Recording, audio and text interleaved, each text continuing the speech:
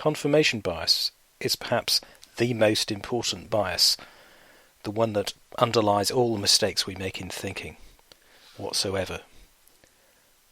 Those mistakes we make in thinking include all kinds of what are known as cognitive biases in psychology and fallacies or flaws in thinking, which are recognised in philosophy and critical thinking. So, confirmation bias is just the tendency to prejudge conclusions on the basis of our intuition and then to construct reasons to support that conclusion.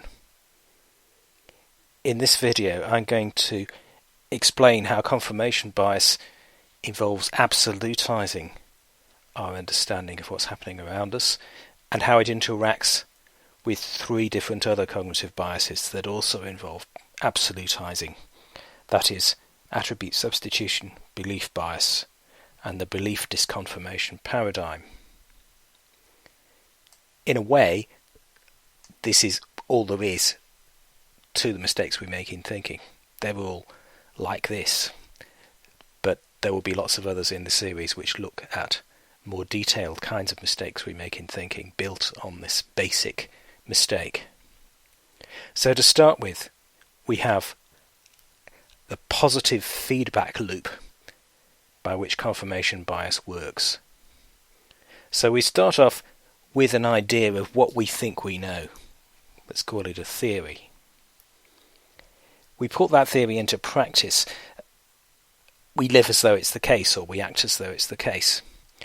And by putting it into practice, we test it. And usually we get confirmation from the fact that we've put it into practice.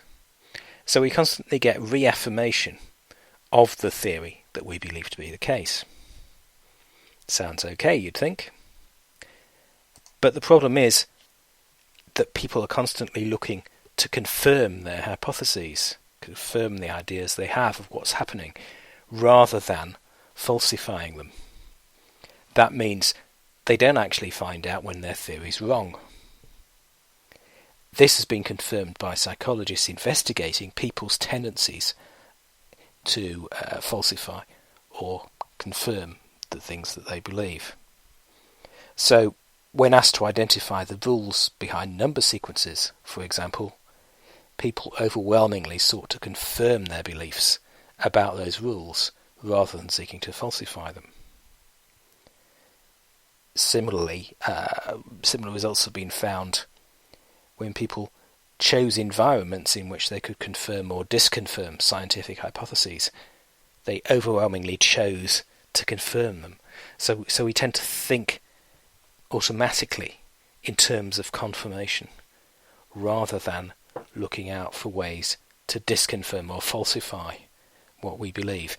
And this seems to be the case whatever your education level. So even if you've had quite an advanced education, even if you're older, you still, according to psychological research, tend to confirm or seek to confirm what you believe rather than look for problems with it. So thus you miss what those problems might be, which is obviously a big problem in science, but it's a big problem in life well beyond science. So here's an example of a confirmation bias in action. It's also known as circular argument. So, for example, you could believe that God rules creation. If you believe that God rules creation, then you will see every event in the world around you as God's work. That means that the whole way you view the world is itself a proof of God's existence. So that will reinforce your belief that God rules creation. So this closed loop, this positive feedback loop, constantly reaffirms itself, constantly reaffirms its own assumptions. Now, there are other ways in which this kind of confirmation bias is reaffirmed or is reinforced in other ways. One way is through attribute substitution. And what attribute substitution does is that it involves us taking an easier question and using that easier question as a substitute for a harder question. So psychologists asking students, in fact, how happy they were, just after they'd asked them how many dates they had recently, discovered that students asked that question tended to respond the difficult, tricky question, complicated question of how happy they were in terms of how many dates they'd had. Whereas those who were simply asked out of the blue how happy they were more likely to try and engage with some of the complexity of how happy they actually were. How their moods fluctuated, what their other relationships were like, how they were getting on in their lives in other ways. Obviously, it's not just a question of how many dates you've had, but we tend to hang on to any possible way of simplifying the question so that we can answer it more easily. So this kind of process of attribute substitution is another way in which confirmation bias is reinforced. So to avoid having to engage in a more complex understanding of something that interferes with our theory, we substitute the attributes. So in this example, what's being assumed here is that dates are always the best measure of happiness. That's the simplifying assumption.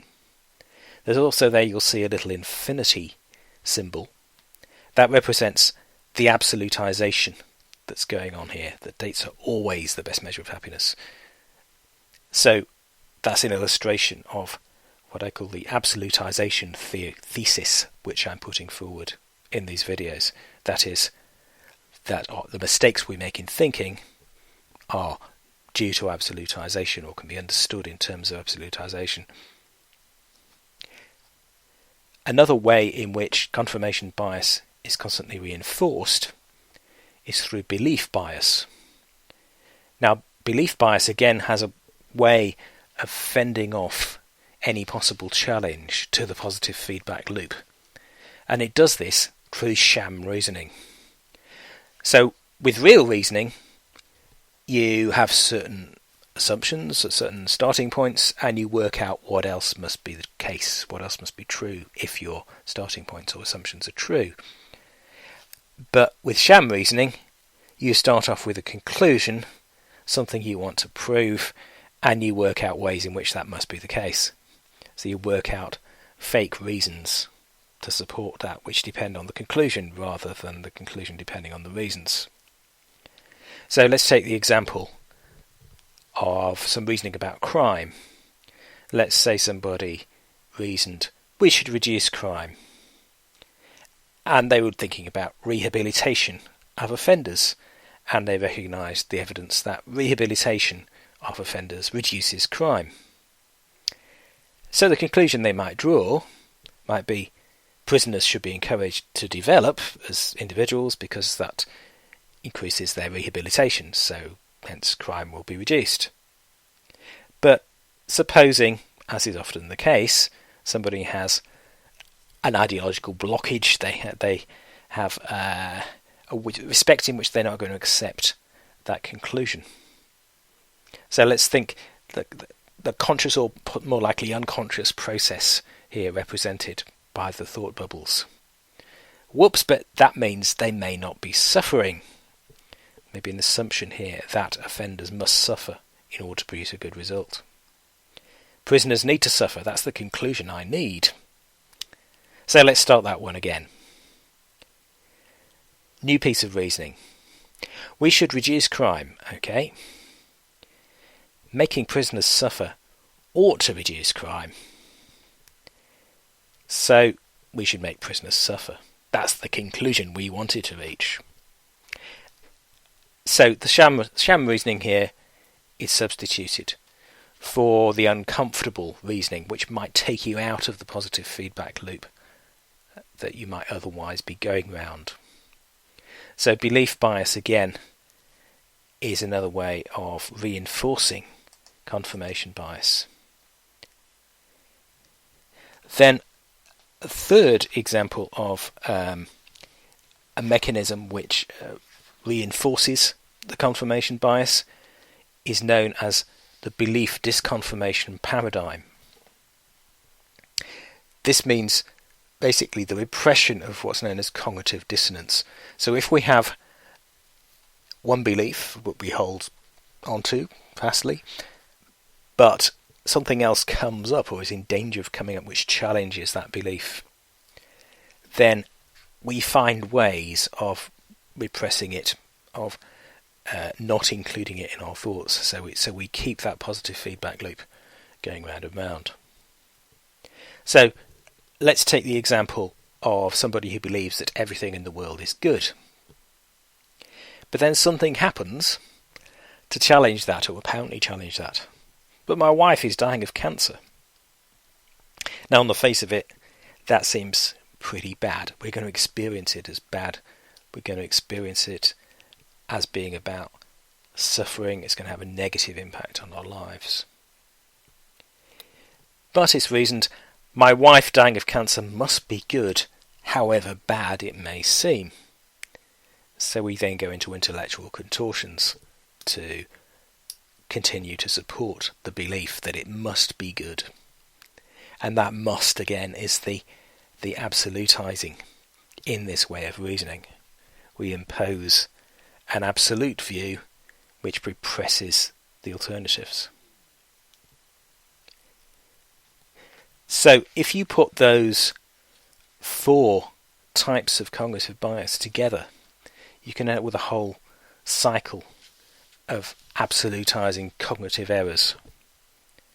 So we start off with confirmation bias. Due to confirmation bias, we select the experiences that we're looking for to confirm our beliefs. If that should not turn out to be enough, there's the attribute substitution, which absolutizes that cognitive confirmation bias by idealizing it, substituting easy attributes, which are often absolute ones, for harder and more complicated ones. If that doesn't work out, then we have the step of infallibility, or the belief bias. So we substitute a tendency to judge a whole argument in terms of what we believe, how we represent the situation, rather than what our experience might lead us to believe. Then the 4th part of the cycle, the defence. So even despite all the other mechanisms, there's still something else challenging our belief of our view of the world. Then we get the belief disconfirmation paradigm, so we continue to project our understanding of how things are and repress any alternatives onto the world. So obviously that's just one way of representing how these 4 interact and reinforce each other. It may not be in that order exactly, but we can nevertheless see them as 4 interacting, interlocking ways of confirming our beliefs rather than challenging them. So that all seems quite depressing, but what can we do about this? Well, there are ways of breaking this absolutizing cycle. And the way we can basically break it is through falsification. So a falsification would amount to something that leads us to reconsider what we believe. Usually it involves some kind of frustration of what we intend as well. So the alternative to a positive feedback loop is a negative feedback loop. In a negative feedback loop, you start off with the theory, you put it into practice or test it in some way, but you hit a falsification. It doesn't work in the way you expected, or something different happens which frustrates your purposes. So then you are forced to adjust your theory and to start to operate on a slightly different basis. So the negative feedback loop is one of improvement rather than of continual reinforcement of the same assumptions. Here's an example of the negative feedback loop at work, a simple one. So supposing I have the belief, which will be an implicit unconscious belief probably, that my car always starts. So I blithely go out onto the forecourt one morning expecting my car to start because I'm going to go somewhere. It doesn't occur to me to think it might not. I try to start my car. I put this belief into practice, but the car won't start. Frustration. My belief is falsified by the fact that the car won't start. Then, of course, I'm forced to recall that machines are not actually totally reliable, and sometimes they break down or they don't do what we expect. So I revise my theory. Hopefully next time I go out expecting to start my car, I will have a slightly more provisional expectation that it will start. So in effect I would have revised my theory about the car from it always starts to it usually starts. And that will be more realistic, so I'll be better prepared the next time around for what actually might happen. My theory, in other words, will be more adequate to the conditions. So the negative feedback loop illustrates what we can do about confirmation bias and the kinds of responses we can make are those of what we might call integrated rather than absolute thinking. So if we think first of all about the absolute thinking which is involved in the positive feedback loop, well, that limits our attention to what will confirm our beliefs. It makes it easier all the time rather than harder, so we don't get to grips with complexity. Our reasoning is sham reasoning, it goes from the conclusion backwards, and it represses any dissonance. But if we address all four of those things, or indeed any of them, we might start to make progress towards integrated thinking. So instead of limiting our attention, we widen it. We can do that, for example, by cultivating mindfulness or meditation practice. We can get to grips with difficulty, and the more we can do that, perhaps the more confident we will be with difficulty, rather than running away from difficulty by substituting something easier. We can follow the reasoning, so we can come to conclusions that might be difficult or might create awkwardness because we can see that's what's demanded by the starting point. And we can face up to the possibility of being wrong rather than repressing that dissonance. So if we can cultivate those things, integrated thinking, we start to be in a position to address confirmation bias. So primarily it's about our habits as individuals. Of course, there are also many scientific procedures, ways of institutionalizing, ways of avoiding confirmation bias. But these are ones which apply much more universally and will apply to anyone in any situation. Okay, that's the first video in mistakes we make in thinking. There will be many more about specific mistakes that we make in thinking following on from this first one. For more details of all the cognitive mistakes covered in this series and their relationship to the absolutization thesis and the practice of the middle way, see Middle Way Philosophy 4, The Integration of Belief, a book by Robert M Ellis, which is available from Amazon and from www.lulu.com. Also, if you're interested in a community devoted to working with the mistakes we make in thinking, please see the Middle Way Society website, www.middlewaysociety.org.